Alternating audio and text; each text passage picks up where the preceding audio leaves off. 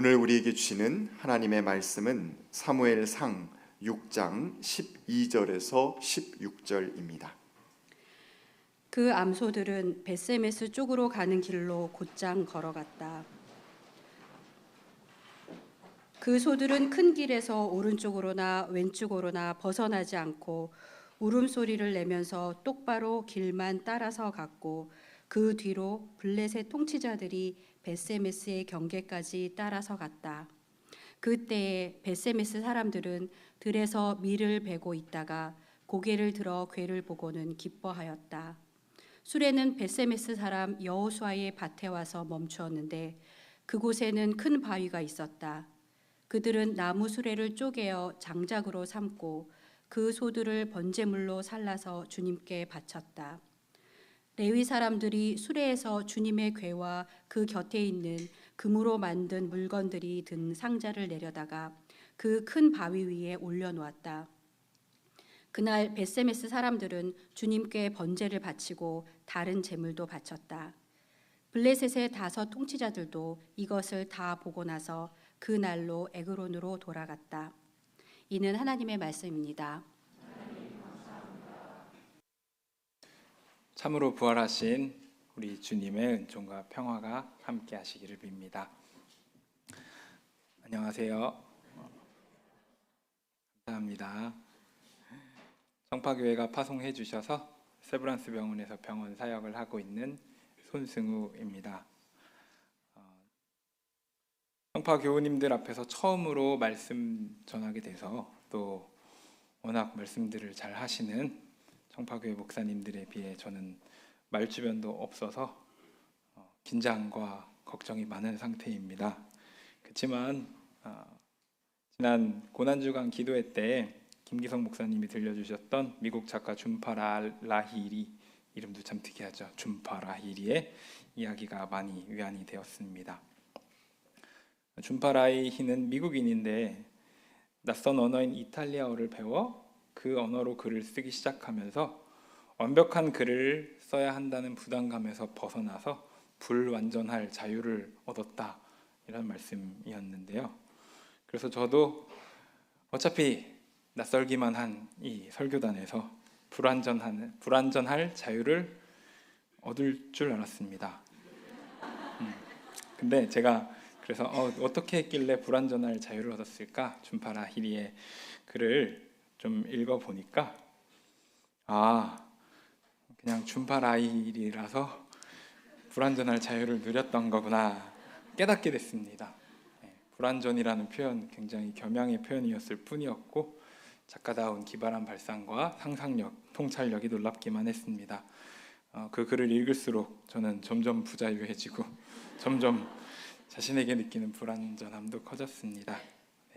어쩔 수 없이 저는 오늘 불완전함 속에 부자유함으로 말씀을 전하게 됐습니다만, 이 불완전함과 부자유함 속에 또 그것들을 꿰뚫고 들어오시는 하나님의 임재하심이 우리 모두에게 있기를 기대합니다. 제가 사역하는 곳은 세브란스 병원과 연세대학교 앞에 큰 도로를 지날 때 제일 앞에 서서 가장 웅장하게 보이고 건물 대부분을 유리가 차지하고 있는 아름답게 빛이 나는 연세안병원입니다. 세브란스 병원에서는 가장 최근에 지어진 건물이고 또 힘주어 세운 병원이라서 안팎으로 화려하고 세련되었습니다. 그렇지만 이곳을 찾는 이들의 얼굴은 병원 건물의 주름 없는 모습과는 상반된 모습일 때가 많습니다.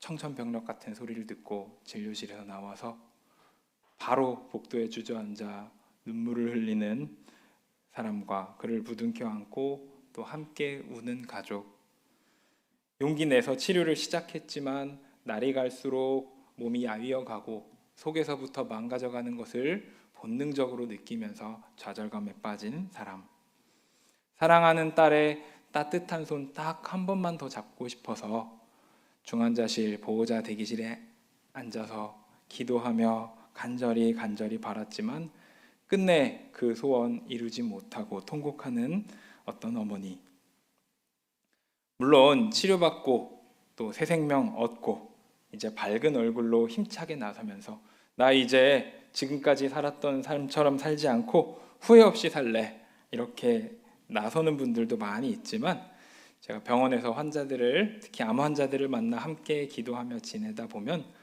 사람이 스스로의 힘으로 삶을 헤쳐나가기에 얼마나 연약하고 무력한 존재인지를 뼈저리게 느끼게 됩니다. 꼭 질병과 죽음의 문제 아니더라도 우리도 한 번쯤은 어찌할 수 없는 무력함과 스스로의 한계를 절감하는 때가 있지만, 운이 좋게 그런 순간들을 많이 마주치지 않고 하늘이 주신 복들을 잘 누리면 살다 보면 그 삶의 주도권이 하나님 손에 있다는 것을 망각한 채 살아갈 때가 있습니다. 오늘 함께 나눌 성서 이야기는 그런 사람들을 이끌고 하나님께서 주도권을 가져오시는 이야기입니다. 사무엘이 엘리 대제사장을 모시고 있던 시절입니다.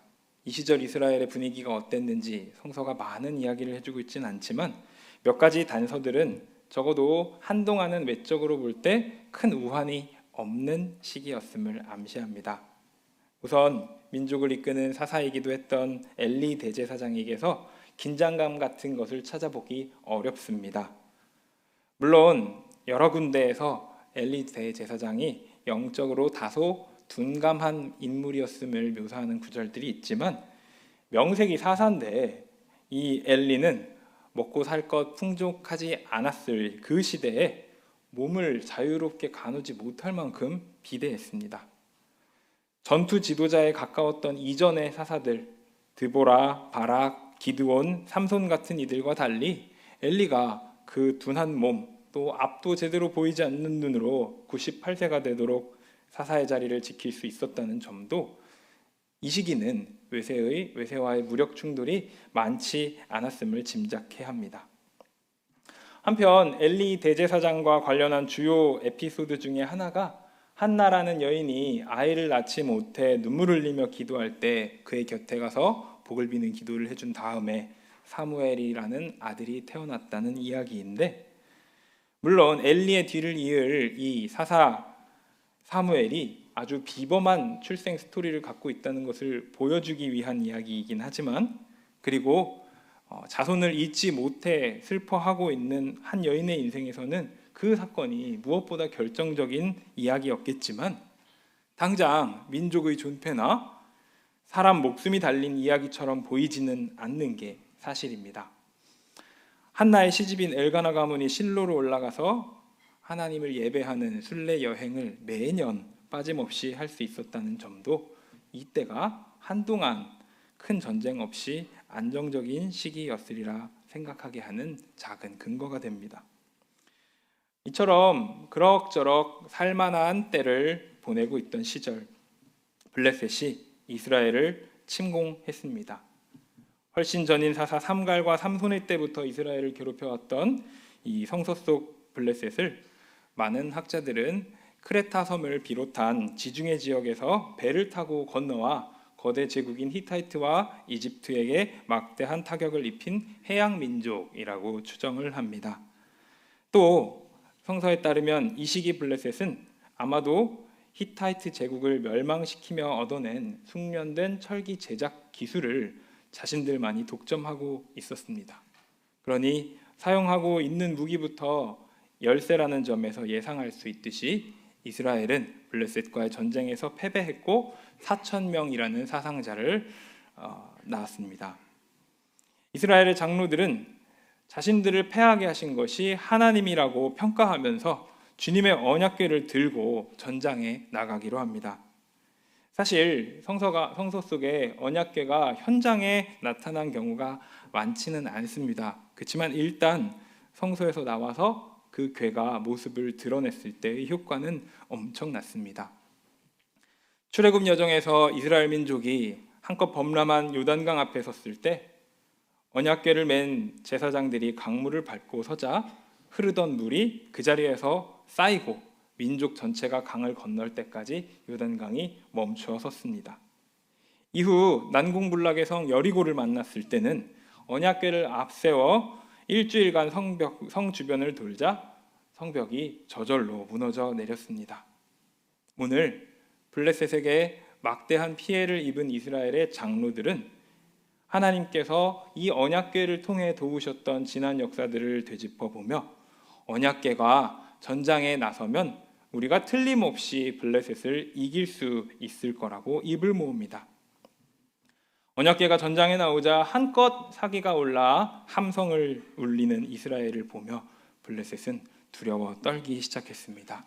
그들은 겁에 질려 말합니다. 이스라엘의 신이 진영에 들어왔으니 이제 우리는 망했구나. 이런 일은 일찍이 없었는데 이제 우리는 망했다. 누가 저 무서운 신에게서 우리를 살려내겠느냐? 갖가지 재앙과 질병으로 이집트인들을 친 신이 아니냐?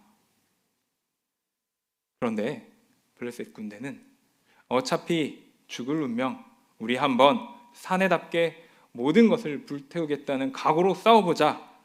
그런 마음으로 전투에 임했고 예상치 못한 대승을 거두었습니다.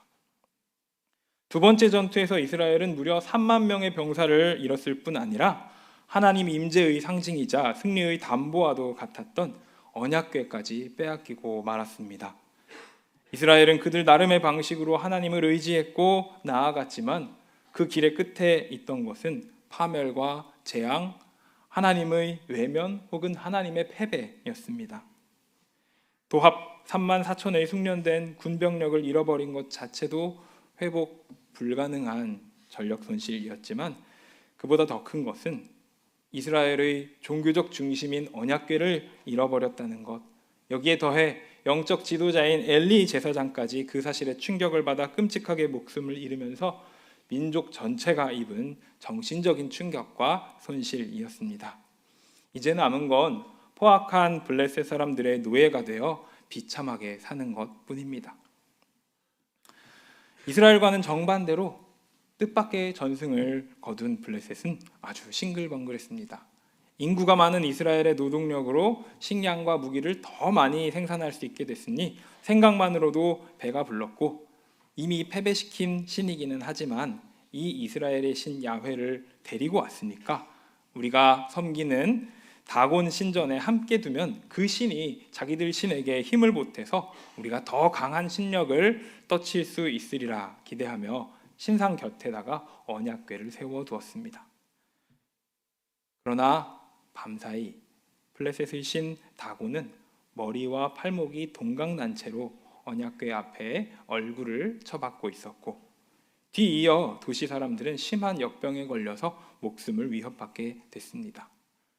뭔가 잘못됐구나 직감한 블레셋 사람들은 다곤신과 언약궤를 함께 둬서는 안 되겠다는 판단을 내렸고 이후 언약궤는 7개월 동안 블레셋의 주요 도시를 옮겨 다니며 가는 곳마다 죽음의 공포, 역병의 두려움을 몰고 다닙니다. 이스라엘이 전쟁에서 2번을 거듭 패하면서 3만 4천 명의 군사를 잃었을 때, 언약궤를 잃고 지도자를 잃고 절망의 늪에 빠졌을 때 이런 전개를 상상이나 했을까요? 아니면 압도적인 승리를 거두고 적국의 정신적 기둥인 그 상징물을 자기 신의 발치에 두고 의기양양했던 블레셋이 이렇게 될 줄을 예상했을까요? 오늘 이야기를 봐도 그렇듯이 언약궤가 있다고 해서 언제나 그곳에 하나님의 임재, 하나님의 승리가 있는 건 아니었지만 오늘 언약궤가 머무르는 곳마다 벌어지는 이방인의 패배와 역병의 창궐은 거기에 하나님이 임재하시고 거기서 하나님이 일하신다는 사실을 시각적 상징으로 보여줍니다. 승자도 패자도 예상하지 못했던 일을 행하시는 하나님의 모습은 마치 적의 심장부로 아무도 모르게 홀로 잠입해서 괴멸적인 타격을 입히고 돌아오는 영웅의 모습을 떠올리게 합니다. 두려움과 고통이 사무친 블레셋 사람들은 무당을 부릅니다. 이 재앙의 원천을 우리가 어떻게 해야 됩니까? 묻습니다. 그러자 무당들은 언약궤를 그냥 돌려보내면 안 됩니다. 우리가 저 신에게 바칠 제물을 준비해서 예를 갖춰야 합니다. 조언합니다. 그런데 여기에 덧붙여서 무당들은 혹시라도 이 재앙이 우연일 가능성을 염두에 두고 이를 판가름할 장치를 하나 제안합니다.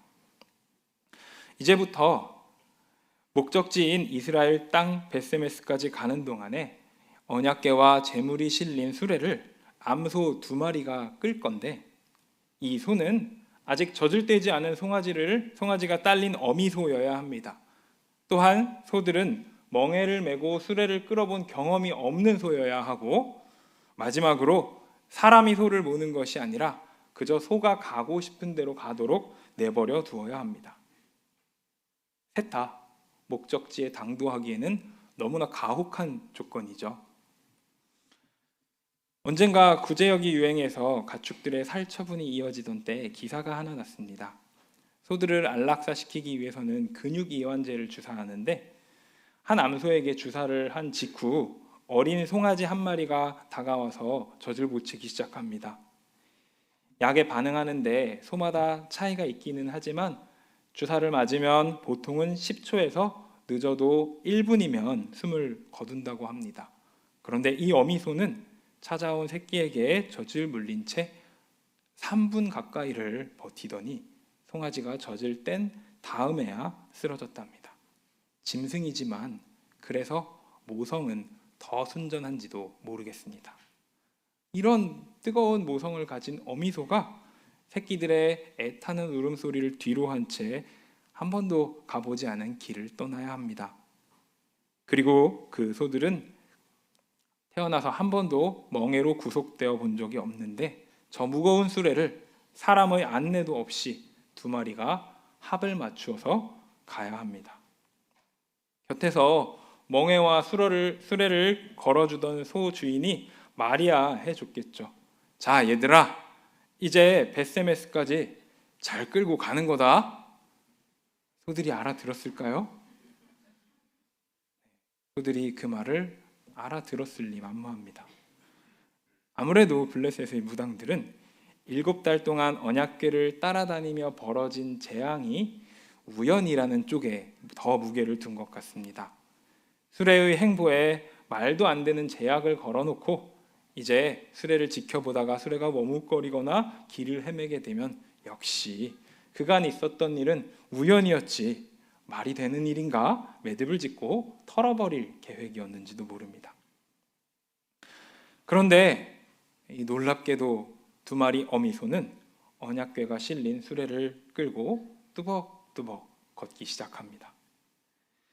마지막으로 재앙이 내렸던 블레셋 도시 에그론에서 이스라엘 땅 벳세메스까지 가는 이동 과정을 성서는 오늘 본문 12절 단 한 절로 담담히 묘사하지만, 에그론에서 벳세메스까지의 거리는 직선 거리로 12km, 오늘날 잘 닦인 도로를 통해서도 최소한 26km를 이동해야 합니다. 떼어놓고 온 새끼들을 애타게 불러 울면서도 소들은 똑바로 길만 따라서 걸어갑니다. 그 뒤를 블레셋 통치자들이 따라갔는데 소들이 무는 사람도 없이 흔들리지 않고 한 발 한 발 내디딜 때마다 그들은 더 깊은 두려움에 빠져들어갔을 겁니다. 도무지 있을 수 없는 장면을 바라보면서 그들의 얼굴은 점점 하얗게 질리거나 점점 까맣게 타들어갔습니다. 이때 소들이 가는 모습을 묘사한 오른쪽으로나 왼쪽으로나 벗어나지 않았다라는 말은 의미심장합니다. 이 우로나 좌로나 치우친다는 히브리 표현 스르 야민 우스몰은 구약 성서에 빈번히 등장하는 관용 어구입니다. 우리도 교회에서 기도할 때 자주 듣거나 사용하는 말이죠. 좌로나 우로나 치우치지 않게 하시고, 이 말은 성서에서 대부분 사람들에 대한 하나님의 명령이나 혹은 그 명령에 대한 사람들의 태도를 묘사할 때 사용되는 말이지만, 오늘 본문에서만은 하나님께서 직접 스스로 행하시는 일을 묘사하는데 우로나 좌로나 치우치지 않는다는 말이 사용됩니다. 불가능할 수밖에 없는 모든 제약을 뚫고 소들이 이끄는 수레가 오른쪽으로도 왼쪽으로도 벗어나지 않고 올바르게 가는 것이 주님의 인도하심 때문임은 의심할 여지가 없습니다. 우리는 주님께서 가신 길을 뚜벅뚜벅 뒤따라 걷기를 간절히 바라는 사람들입니다. 또 그 길을 좌로나 우로나 치우치지 않고 흔들림 없이 걸으려 애쓰는 사람들입니다. 때로는 내 의지와 노력으로 그렇게 해야지라고 다짐하기도 하고, 또 그렇게 하지 못했을 때 내 노력과 의지가 부족했던 건 아닐까 반성하기도 하지만, 근본적으로 우리가 오른쪽으로나 왼쪽으로나 벗어나지 않고 걸어갈 수 있는 것은 오직 하나님의 은총과 인도하심 때문입니다. 이제 대단원이 보입니다. 밀을 수확할 때이니까 4월 이맘때쯤이었을 것입니다. 밀을 거두어 들이다가 멀리서 다가오는 낯선 수레와 낯선 무리를 본 베세메스 농부들의 처음 표정은 아마도 미디안 사람들을 피해서 포도주 틀에 숨어서 밀을 타작하던 기드온의 얼굴과 같았을 것입니다. 블레셋에게 참패하고 언약궤도 빼앗겼다라는 소식은 그 사이 온 이스라엘에 퍼졌을 테고, 가뜩이나 블레셋에 인접해 있던 베세메스 사람들은 행여나 블레셋 군대가 또 쳐들어와서 우리 마을을 짓밟고 가면 어쩌지? 아니, 그게 자연스러운 수순인 거 아닐까? 떨며 지내고 있었을 것입니다. 아무리 밀농사가 풍년이 나도 결국엔 내 것이 아니게 될 비참한 상황에 그늘진 얼굴로 밀을 베고 있던 농부들은 그 낯선 수레에 실린 것이 다름 아닌 빼앗겼던 언약궤라는 것을 확인하고 얼굴에 환한 빛을 되찾았습니다. 먼 걸음 쉬지 않고 온 수레는 여호수아라는 사람의 밭 앞에 멈춰 섰는데, 거기에는 큰 바위가 있었습니다. 누구의 인도도 없이 멈춰선 소들이 이끌고 온 새 나무 수레, 그리고 나무랄 데 없이 번듯한 모양의 큰 바위. 마치 모리아산에서 근심하며 자기 아들 이삭을 번제로 드리려 하던 아브라함에게 하나님께서 보내주신 순양처럼 하나님이 직접 이 소를 이끌고 오셨음을 베세메스 사람들은 알아챘습니다.